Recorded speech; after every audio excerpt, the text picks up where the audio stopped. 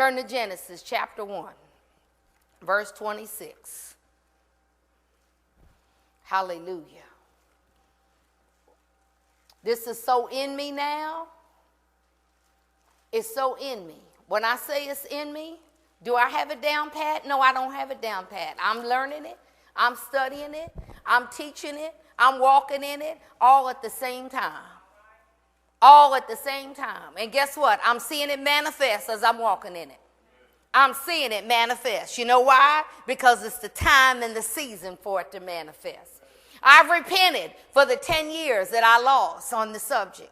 And I've asked God to restore to me the years that the locust and the cankerworm ate from my life. See, I'm not ashamed to say I missed it 10 years ago. I'm not ashamed, but I know that we're in a season of acceleration. And while you sitting around being ashamed of what you missed, I don't have time to be ashamed. I got to catch up. I don't know about you. I don't have time to be depressed. I got to catch up. I don't have time to condemn myself. I got to catch up. People walking around in condemnation. I wish I coulda, I shoulda, I coulda, I went. Wait till you see what I'm gonna.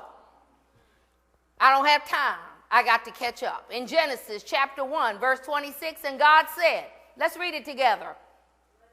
Let us make man in our image, according to our likeness. Let them have dominion over the fish of the sea, over the birds of the air, and over the cattle, and over all the earth, and over every creeping thing that creepeth on the earth. Our thoughts bring into existence that which God has already provided for us. We were made in the image and the likeness. Look at the authority that we were given.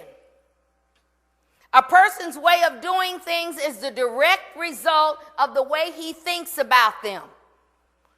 If you think that you just are unattractive and no man is just going to ever come to you, guess what? You'll just be unattractive and he'll never come. You could be looking finer than fine.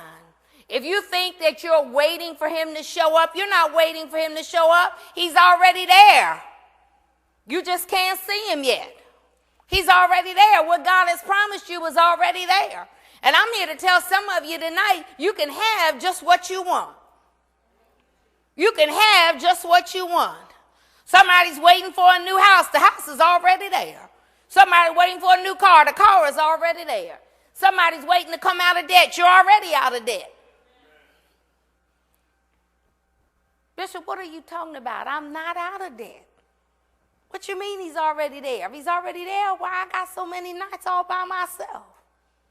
Valentine's Day is coming. I don't got nobody to buy me no candy.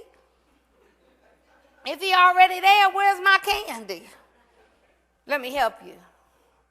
You need to up your thinking. You don't need no candy. You need some diamonds.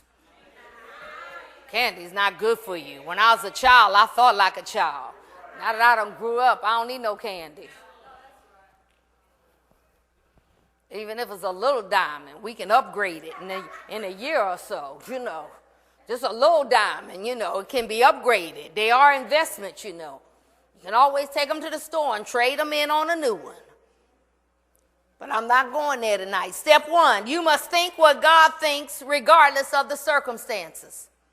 What God thinks is truth. So you must think truth regardless of the appearances. We're going to talk about appearances tonight. We're going to talk about the way some things appear to be, but they're not that way. To think according to appearances is easy. To think truth regardless of appearances is hard, and it requires more power than any other job you'll ever have. To stand in the face of lack and say I'm not broke requires some power.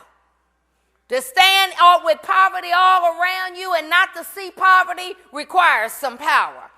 To stand in the face of sickness with your body hurting and to say by his stripes I am healed, I am not sick. This sickness cannot stay on my body. Take some power, because it's so easy to think what we see. But tonight, the eyes of your understanding are going to be enlightened so you can start seeing what God sees. God doesn't see you in poverty because there's no poverty in him. And when you moved in him, all your needs became met. God doesn't see you in illness because there's no sickness in him. If the sickness is on you, it's the appearance of sickness. And if you can see yourself out of it, you can come out of it. If lack is all around you and you can see no lack, guess what? Everything in the universe will move to bring money to you. The whole earth will move to bring healing to you.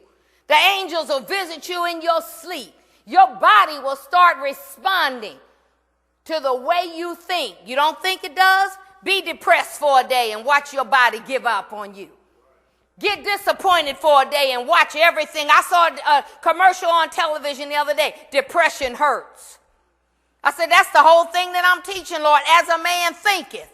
You start thinking depressed, your body starts responding depressed. Your shoulders go down. Your countenance goes down. You can barely pick up your step. Stuff starts hurting that never hurt before. You wonder why stuff starts hurt. You feel nervous. You feel jittery. You feel like you want to crawl into bed and not get up. You don't want to talk to nobody. You don't really want to be bothered. You don't want to see nobody. You don't want nobody to see you. Why? Because you think you're depressed.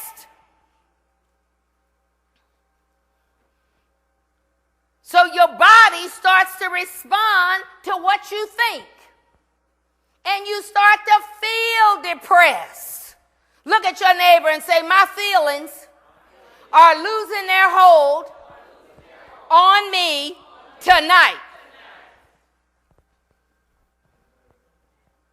Don't matter how you feel. All that matters is what God said. He said he was wounded for our transgressions. He was bruised for our iniquity. The chastisement of our peace was upon him, and by his stripes we are healed.